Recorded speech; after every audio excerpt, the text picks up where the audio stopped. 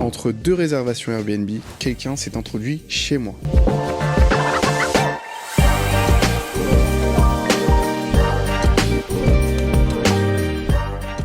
Bon les amis, aujourd'hui je suis seul. Seul face à vous, étant donné que l'interviewé et l'intervieweur sont la même personne. Aujourd'hui on va parler d'arnaques que l'on peut retrouver sur Booking, Airbnb, arnaques immobilières également.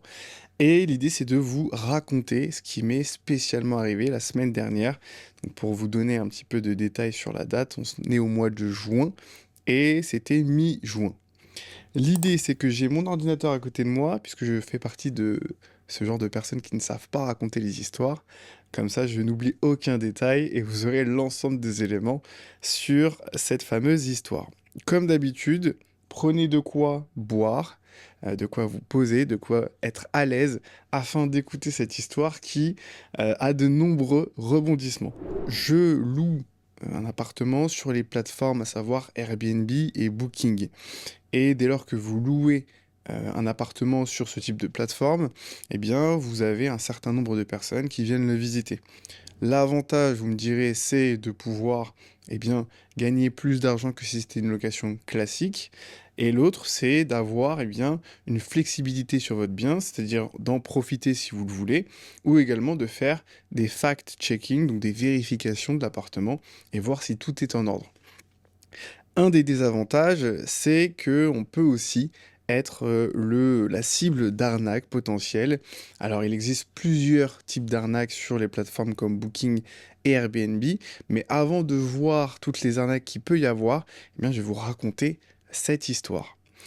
Alors, il faut savoir que au moment où tout cela s'est passé, il y a une partie où j'étais à l'étranger et une autre où je suis revenu en France. Mais bon, venons-en au fait. Il se trouve que j'ai loué un appartement du 4 juin au 6 juin, dans un premier temps, à une personne.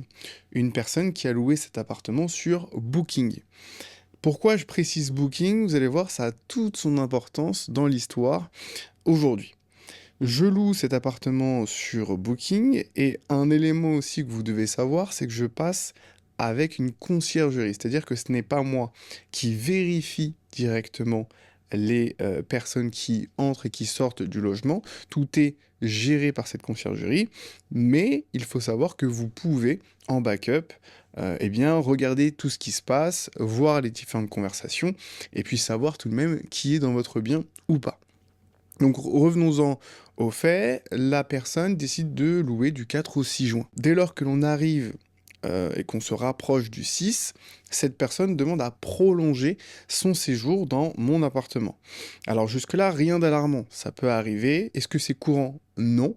Néanmoins, dès lors que vous avez quelqu'un qui prolonge, eh bien pour vous c'est synonyme de bonne chose puisque vous avez un séjour qui se rallonge et donc un prix qui est plus attractif. Et puis de l'autre, généralement, vu que c'est la même personne, ça ne change pas grand-chose pour vous. Et ce qui se passe, c'est que on n'est plus du 4 au 6, mais on est finalement du 4 au 9 juin. Il se trouve que dès lors que la réservation se finit, comment ça se passe? Vous avez donc la conciergerie qui envoie un prestataire de ménage, et ce prestataire de ménage récupère les clés dans une boîte à clés ou directement via le propriétaire, en fonction de comment vous organisez. Dans mon cas, c'est une boîte à clés, et récupère les clés pour entrer dans le logement et faire le ménage. Le problème qui se pose, c'est que au moment de récupérer la clé n'est pas dans la boîte à clés. Bon, jusque-là, ça paraît anormal, mais on peut se dire que soit la personne l'a oublié dans le logement, soit elle n'a pas refermé derrière elle. Il peut y avoir tout un tas de raisons avant d'en arriver à mon histoire.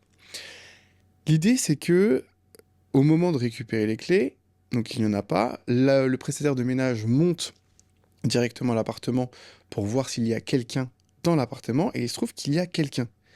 Le problème, c'est que sur l'application, à ce moment-là, il devait y avoir personne. Et la prochaine personne, du moins le prochain locataire courte durée, devait arriver le lendemain. Donc non pas le 9, mais le 10. Tout ce que je vous raconte, au moment où ça se passe, je ne le sais pas. parce que je suis à l'étranger et parce que la connexion, du moins le réseau que j'ai via mon téléphone tout simplement, eh bien ne fonctionne pas ou alors je me mets qu'en Wi-Fi pour capter Internet. Et là, ce que je vous raconte, donc on me l'a conté juste après, eh bien ce qui se passe, c'est que le prestataire essaie d'échanger avec la personne qui est à l'intérieur du logement. La personne parle espagnol, ne parle pas français. Et en plus de cela, la communication est compliquée. De là, le prestataire essaie d'engager une conversation via Google Traduction avec la personne, et cette personne lui indique qu'elle se trouve chez elle. Donc là, le prestataire, vu qu'il sait que l'appartement, du moins est à moi, et qu'il est géré par une conciergerie qui est, entre guillemets, son patron, il sait que c'est pas le cas. Et pourtant, la personne affirme qu'elle est chez elle. Donc là, prise de panique, la personne qui est chez moi, donc la personne espagnole, appelle la police. Le prestataire reste aussi sur les lieux pour eh bien, essayer de trouver une solution. Ce qui se passe, c'est que la police arrive sur les lieux. Bien évidemment, la police évoque tout de suite le fait qu'elle ne peut pas eh bien, mettre dehors la personne. Et également, ce qu'elle fait, c'est qu'elle prend l'ensemble des dépositions pour savoir ce qu'il en est réellement et qui dit la vérité. Le sujet aussi qui se pose, eh bien, c'est que le propriétaire, donc à savoir moi, n'est pas sur place, et donc tout se gère à distance à travers le prestataire de ménage, la personne qui est dans l'appartement et la police. La journée passe et, comme je vous le disais, moi je n'ai pas encore de connexion. D'accord? Et je ne regarde même pas ce qui se passe à ce moment-là, je suis vraiment déconnecté de toute réalité, et c'est aussi l'avantage d'avoir une conciergerie. Le lendemain matin, je me connecte sur mon téléphone portable via la Wi-Fi et je vois un message de la conciergerie qui me dit de la rappeler assez urgemment.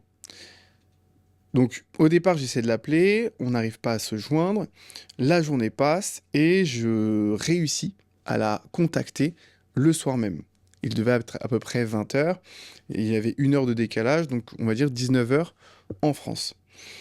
Je l'appelle et là, elle m'explique la situation. Donc tout ce que je viens de vous raconter, je ne le savais pas encore, hein.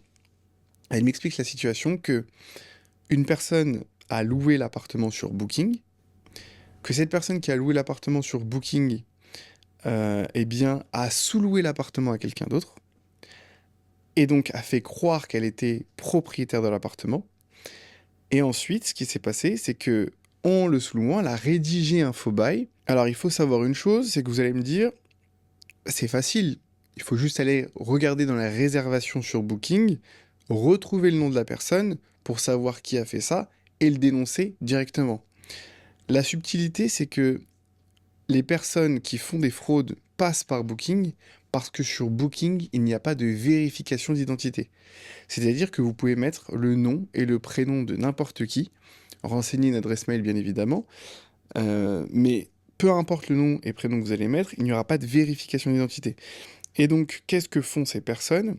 Elles en profitent pour usurper l'identité de quelqu'un d'autre, mettre le nom et le prénom, et indiquer le même nom et prénom sur le bail qu'elle a donné à la sous-locataire. Alors, comment ça marche? Elle fait des visites pendant le temps où elle a loué l'appartement, donc sur Booking, à savoir du 4 au 9 juin. Une fois qu'elle a trouvé la personne à qui louer l'appartement, eh bien, elle lui fait un faux bail. Dans le faux bail, elle lui demande de l'argent spécifiquement en liquide, à savoir, dans mon cas, 500 € de loyer et 200 € de dépôt de garantie. Tout de suite, alors bien évidemment, la personne n'était pas française, donc pour elle, elle avait un budget de 700 € et ça, je l'ai su bien après, et donc ça paraissait cohérent. Néanmoins, 700 € pour l'appartement, pour le lieu, et un dépôt de garantie de l'ordre de 200 € quand on sait que le dépôt de garantie est au minimum le même montant que le loyer, ça paraît déjà étrange. Alors, ce qu'il en est, c'est que sur le papier, ça semble très facile. Sur Booking, effectivement, c'est beaucoup plus simple à mettre en place que sur Airbnb. Néanmoins, ce sont des fraudes qui peuvent arriver. Et là, vous allez me dire, qu'est-ce qui s'est passé ensuite? Le premier sujet, c'est surtout de pas forcément s'énerver, même si ça paraît facile, comme ça a été mon cas, je peux vous le dire, ça ne sert pas à grand-chose puisque la personne ne partira pas de l'appartement. Néanmoins, essayez de voir si, après l'intervention de la police, la personne est toujours sur place, c'est quelque chose qui peut être fait. Donc le lendemain, j'ai demandé à des amis, puisque j'étais encore à l'étranger, hein, de passer à l'appartement, d'accord, pour voir si la personne était toujours sur les lieux ou pas. Il faut savoir que quelques heures avant, j'avais demandé donc à la conciergerie, à savoir au prestataire de ménage, de passer à l'appartement pour voir si, après l'intervention de la police, l'appartement était vide ou pas. Ils sont passés, ils n'avaient pas le double des clés, donc ils n'ont pas pu rentrer. En tout cas, il n'y avait pas de bruit au moment où ils sont passés vérifier. Quelques heures après, mes amis arrivent sur place, et dès lors qu'ils arrivent sur place, eh bien, ils entendent du bruit, de la musique à l'intérieur de l'appartement. Ils essaient de rentrer, puisque eux avaient le double des clés, pour le coup, que je leur avais transmis de manière à distance, hein, par le biais de quelqu'un d'autre, c'est un détail. Et dès lors qu'ils ont essayé de rentrer, bah, finalement, la personne a tout de suite fermé la porte à clé et laissé les clés sur la serrure. Ils ont essayé de rentrer en contact avec cette personne, ce qu'ils ont réussi à faire à travers, enfin, c'est même pas à travers, c'est du balcon.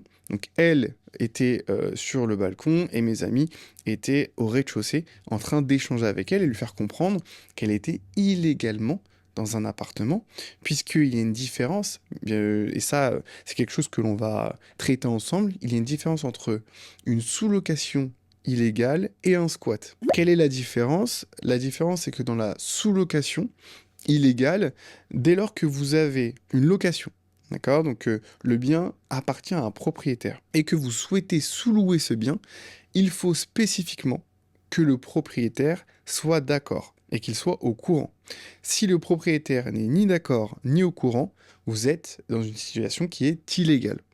À la différence d'un squat, où la personne va en profiter pour rentrer chez vous, au moment où vous n'êtes pas là ou en vacances, la plupart du temps, entrer, prendre possession des lieux, changer la serrure, changer la facture EDF, la mettre à son nom, et là, on peut appeler ça, enfin c'est pas on peut appeler, c'est un squat, dès lors que l'on dépasse les 48 heures. Pour revenir dans mon histoire, donc mes amis échangent avec cette personne en espagnol, je dois vous rappeler, puisque c'est la petite spécificité, et il ne faut pas oublier qu'il y a deux victimes dans l'histoire. La première, c'est la personne qui a sous-loué cet appartement et qui pensait être en règle, et moi-même qui ai loué cet appartement via une plateforme de location courte durée et qui finalement m'a été complètement défavorable de par la personne. Pris de panique par rapport à ce qui se passait, le fait que ça faisait la deuxième fois en l'espace de 2 jours que des personnes tentaient de rentrer dans le logement, la personne a décidé, qui occupe les lieux, donc qui occupe l'appartement, d'appeler la police une nouvelle fois. La police est venue sur place, j'ai demandé à mes amis de me mettre sur haut-parleur afin d'échanger directement avec les policiers. Les policiers m'ont tout de suite mis en garde sur le fait qu'ils ne pouvaient pas la mettre dehors, puisque là, pour le coup, on ne peut pas le faire en bonne et due forme et aussi rapidement. Et je leur ai expliqué quelle était la différence entre un squat et une sous-location illégale, puisque tout de suite, les policiers m'ont engagé le fait que c'était un squat. Or, ce n'est pas vraiment la même chose. Là, ce qui s'est passé, c'est que la personne qui sous-louait les lieux a compris qu'il y avait quelque chose de pas normal, a compris que là, il y avait un sujet, que 2 fois la police venait et que pour le coup, eh bien, elle était dans une situation qui était complètement illégale, ce qui a été expliqué par la police, qui a été expliqué par mon ami qui était sur place et qui a été expliqué aussi parce que je parlais, je communiquais directement avec les policiers à distance à ce moment-là.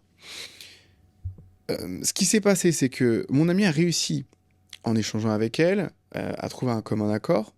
Et donc, elle a décidé d'elle-même de partir le lendemain à midi. Du moins, c'est ce qu'elle a évoqué sur le sujet.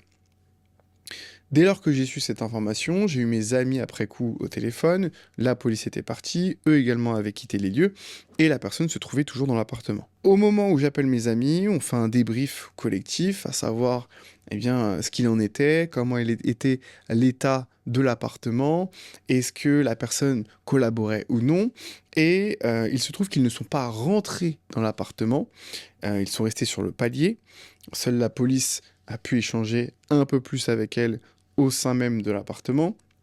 Et mes amis m'ont dit qu'elle, comment dirais-je, semblait être en collaboration avec nous, du moins, et aurait décidé de quitter les lieux à midi.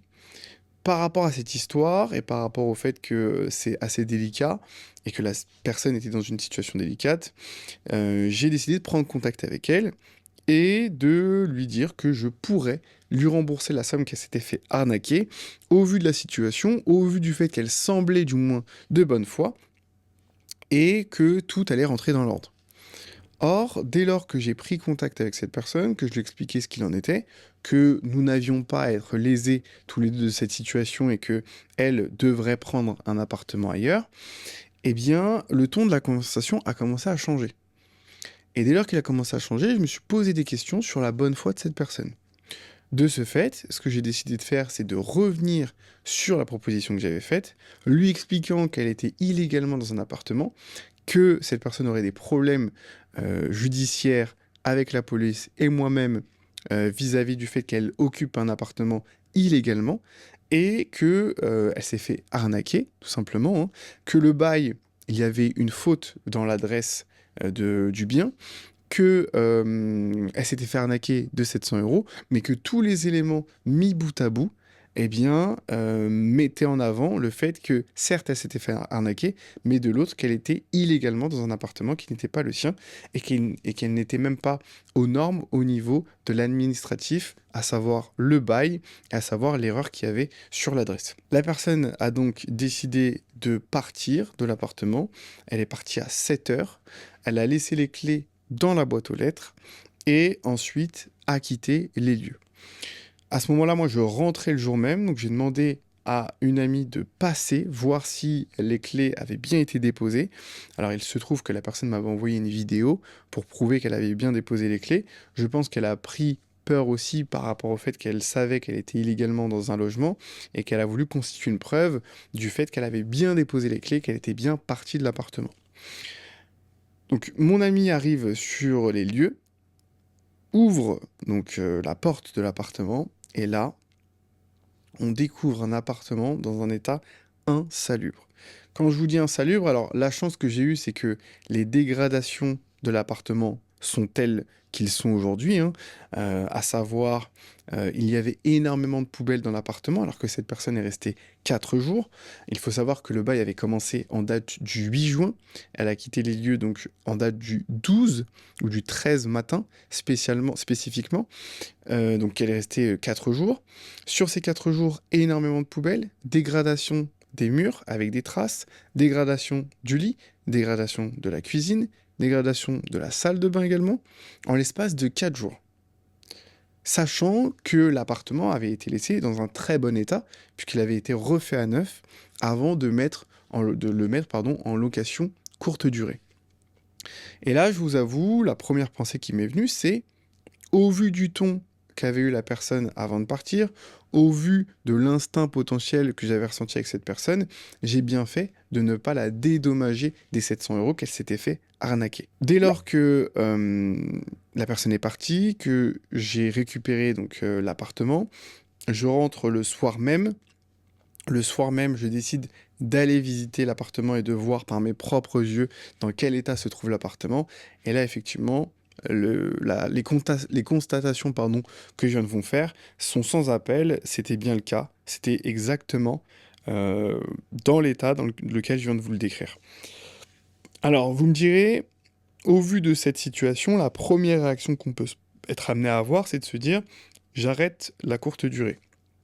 C'est pas la première réaction que j'ai eue. Néanmoins, il faut tout de suite réagir. Et ça, c'est aussi l'avantage d'avoir une conciergerie, c'est que au niveau administratif, faire appel au service client, mettre en place toute une procédure pour voir quels peuvent être les dédommagements sur Booking, eh bien ça a été fait directement par la conciergerie, donc j'avoue que ça m'a fait gagner du temps. La problématique qui se pose, c'est que vous avez tout un tas de procédures qui se met en place juste derrière.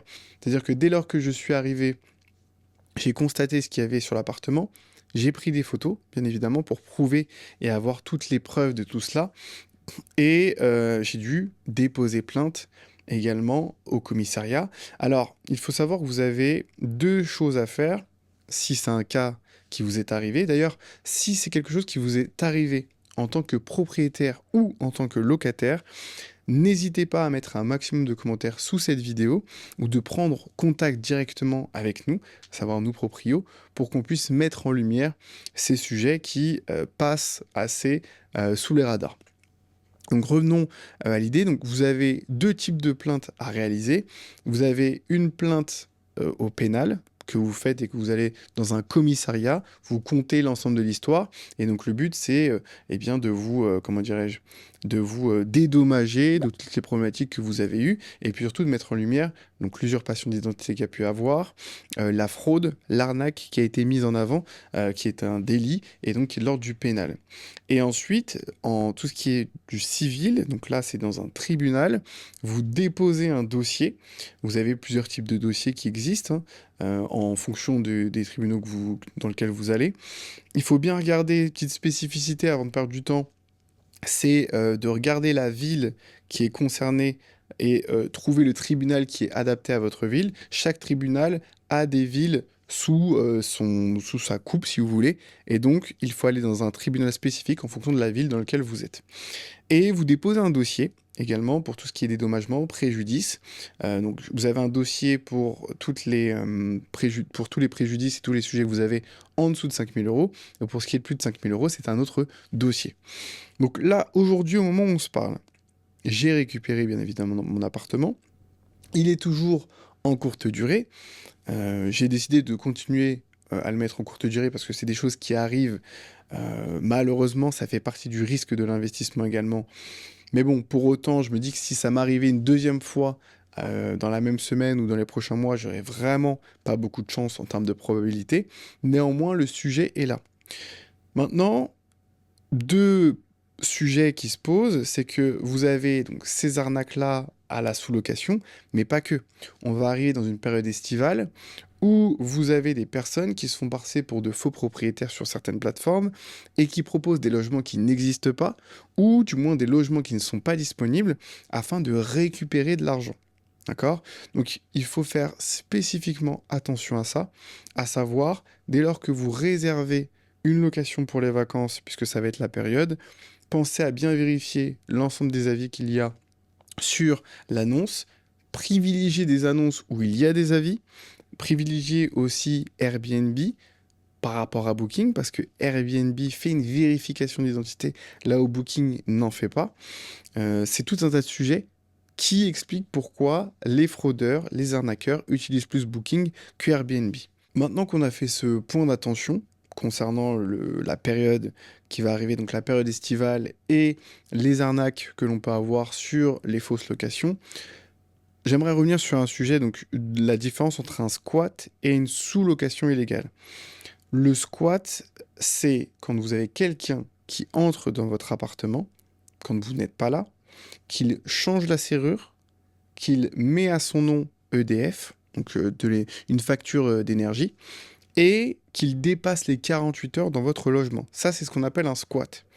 Aujourd'hui, avec les lois qu'il y a, et si vous tombez pendant la trêve hivernale, il y a de fortes chances que vous rentrez dans une procédure assez longue. Il faut savoir que dès lors que vous êtes dans une situation où l'appartement est squatté, les procédures sont très longues. Ça peut aller de 1 an à 3 ans. Donc c'est assez long. Au moment où on se parle, je suis en train de travailler sur une solution qui permettrait d'éviter de se retrouver dans le cas de la sous-location, de fausses annonces pour la période estivale, de fausses annonces sur Booking et des fraudes spécifiques que l'on peut avoir sur Airbnb, à savoir des personnes qui louent votre appartement pour faire des visites, récupérer des dépôts de garantie et arnaquer des personnes.